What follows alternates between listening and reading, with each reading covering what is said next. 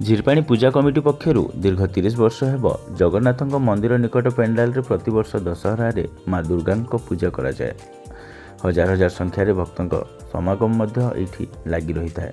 चलित वर्ष यह पूजा महा आडंबर होईछि। कमिटीर सदस्य माने पूजा आरंभरू विजयदशमी पर्यंत भक्त माने किपरि सुविधार माँ को दर्शन करें से नहीं समस्त व्यवस्था करथिले। तसहित भक्त मानक पई अन्न प्रसाद व्यवस्था करा जायथिला। माँ को दर्शन करने आसिथिबा भक्त माने झिरपाणी दुर्गा पूजा कमिटीर समस्त सदस्यों को प्रशंसा करथिले एवं धन्यवाद मध्य देथिले। मो ना होछि विजयानंद नाग। मु झिरपाणी ग्रामर बासिंदा जने। फास्ट टाइम मु एई कमिटी रे मु शामिल हेछि। एई थर फास्ट शामिल हेकिना मते बहुत खुशी लागला। आम एई कमिटी रे बहुत एमती सदस्य अछंती जो माने बहुत डेडिकेशन को सहित काम करछंती।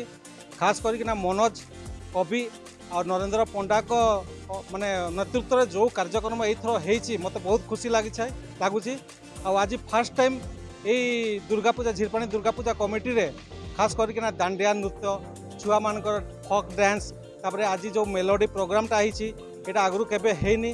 तापरे ये मनोज कवि नेतृत्व में आज जो आम कमिटी मेंबर गुड़ा माने गोटे ड्रेस कोड करना जो आम लोकों को जो अट्राक्शन करूँ से मो बहुत खुशी अच्छी।